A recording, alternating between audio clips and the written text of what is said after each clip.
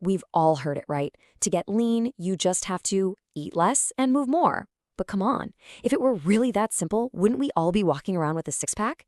What if I told you the real fight isn't in the gym, but it's actually in your head? Today, we're going to look at a totally different playbook, one that's all about the psychology of getting ripped. All right, let's just dive right in with a quote that, yeah, it hits pretty hard. It just perfectly nails the deep psychological struggle that goes into getting seriously shredded. Look, losing a few pounds is one thing, but getting truly lean, we're talking visible abs, veins, all that stuff, that takes a completely different kind of mental warfare. So here's the game plan for today. First, we're going to unpack why diets seem to get impossibly harder over time. Then we'll talk about a so-called healthy food trap you need to watch out for. After that, we'll get into 3 practical, tactical rules for the daily battle. And finally, we'll reveal the one secret that really ties this whole thing together. Okay, first things first, you have to understand your enemy. And your enemy is not a weak will. The reason most diets crash and burn isn't a lack of willpower. It's because we totally underestimate how the difficulty doesn't just add up, it snowballs. You usually hear this quote when people are talking about things like investing or debt, right? But it is a perfect, and I mean perfect fit for dieting. Our brains are wired to think in straight lines, but the misery of a diet? That's not linear at all. It compounds. It multiplies on itself day after day. Just look at this to see what I mean.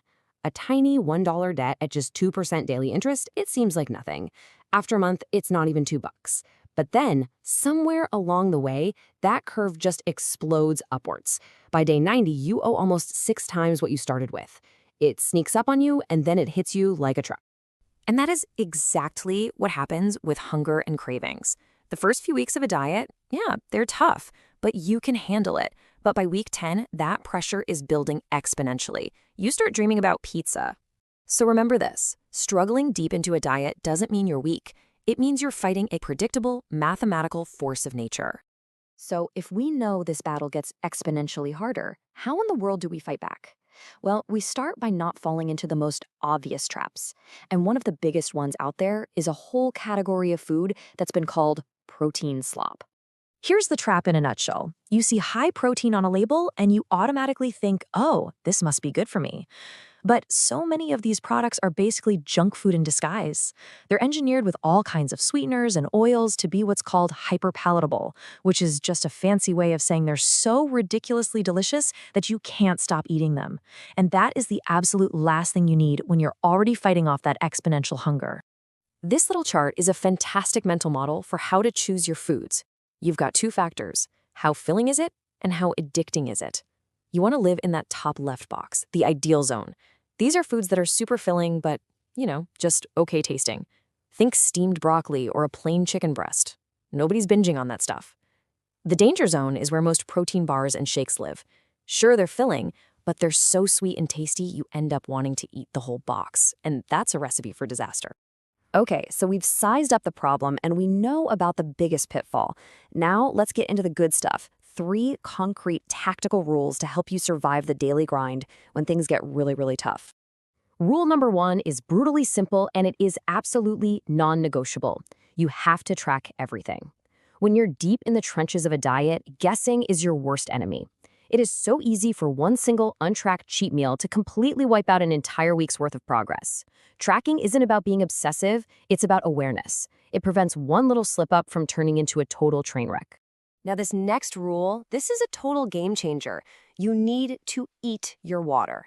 We're always told to drink tons of water to feel full, but look at this. Plain water just flies right through your stomach in less than 10 minutes. It's a very temporary fix.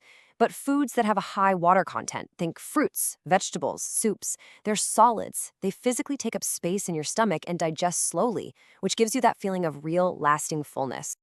And here is that exact eat your water principle in action. It's called the super expanded oat soup. It's so simple, you basically just keep adding water to oats and microwaving it to create this huge volume of food. Then you mix in your protein powder, and suddenly you have this massive, warm, satisfying meal for barely any calories. This thing can honestly keep you full for hours. And the final rule is all about winning the psychological war. You have to actively manage where your brain is focused. Get lost in your work. Go do a hobby. Physically remove trigger foods from your house so you don't have to test your willpower every time you open the pantry. And try to limit your meals. Think of hunger like a gate. Every time you eat, you open it up. The fewer times you open that gate each day, the easier it is to keep under control. So we've covered the problem, the pitfalls, the tactics. But you know what? None of it works without the final, most important piece of the puzzle, the big picture strategy that makes everything else possible. And that strategy is patience. And this, right here, is the core message of this whole explainer. In the game of getting ripped, patience isn't just about passively waiting for results to show up. No. Patience is the work. It's the active process of just showing up, day after day, doing the boring stuff, and trusting that the results will come. And what does that work actually look like? Well, it looks like this. It's not very exciting, is it? It's a short, incredibly boring list. The real challenge isn't figuring out this complex formula. It's having the patience to just do these 5 simple things, day in, day out, without drama and without fail.